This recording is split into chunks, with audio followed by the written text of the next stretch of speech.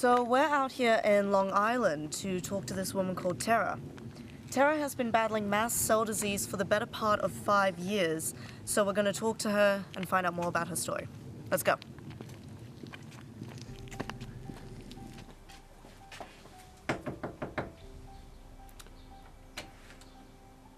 Hi, Tara. It's lovely to meet you. How are you? Good. How are you? Hi. Come on in. Yeah? Oh, great. Thank you. Tara Nortrica may not look sick, but that is far from the truth. My name is Tara. My last name is Nortrica. I reside in Merrick, New York. I'm 51 years old. I taught for many years before becoming very ill with the rare disease that I'm battling, which is mast cell disease. Mastocytosis is a disorder caused by the presence of too many mast cells in your body. Mast cells normally protect you from disease and aid in wound healing, but excess hinders a person. Mast cell disease can be difficult to identify.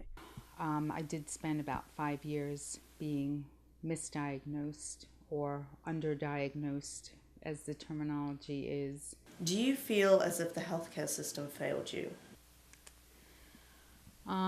That's a very good question, and I can't wholeheartedly say that they did fail me. I just wish at certain points that certain physicians that I did consult with would have listened a little bit more carefully. I could go into anaphylactic types of episodes whereby I would have things like facial swelling, hives, vomiting, diarrhea, constriction of airways. My blood pressure would plummet to the point where I could be in jeopardy of potentially passing out.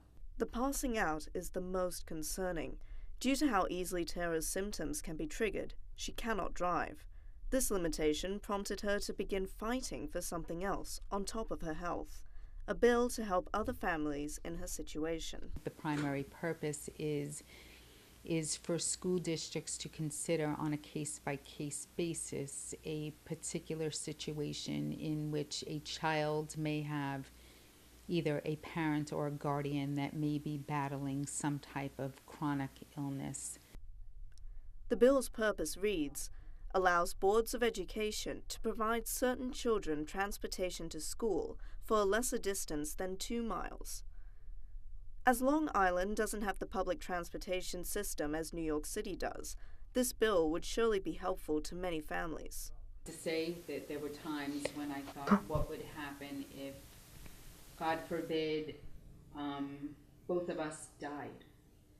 That was constantly a thought on my mind, and what would happen to my 2 children if neither myself or my husband were here to raise them. So those were some of the things that you think about when you're dealing with a disease of, in my case, of this magnitude. Is that still a fear for you? Yes. Yeah. Yes. Do you think of that often? Yes. Especially now, considering that we're not sure as to whether or not we don't think that the transplant was successful. It's a fear that I can understand. Having lost my own mother at a young age, I can sympathize with Tara and her children. I can understand the fear and the uncertainty. I spoke to Sam, Tara's young daughter, about how she felt watching her mother's battle. How do you feel watching your mom go through this disease? Sometimes in school, I get a little nervous, like when I was littler and we would hear sirens outside of our school. I would worry, is that going to my mom? Is my mom gonna be okay? And sometimes I'd want to go to the office and call home. When you meet Tara, you can't help but be in awe of all her accomplishments. Her ability to channel her misfortune into helping others is truly inspiring. In addition to advocating for the bill, she has been writing a book of her experiences and also manages a blog. Yet through it all, she remains steadfast in her role as a loving mother. What would you tell your kids if they were sitting here in this room? What would you say to them? How much I love them and how they really keep me strong and keep me courageous and brave and determined and help me persevere every single day. What about your husband? What would you say to him? Him too. How much I love him as well, and how wonderful he's been as both a husband and a father all throughout these years. I know it's not easy. Thank you so much, Tara. It was lovely to meet you. It was great to meet you too. Thank you. Thank you so much. All the best, okay? Thank you. When I was on the train home, I couldn't help but think of what Tara is going through. Her motherly need to protect her children will always be there, even to protect those who aren't her own. Even I, who was just a guest in her home, was a recipient of that protection. As a journalist, it can sometimes be hard to keep up that wall between the storyteller and the character. For Tara and her family, they've become friends.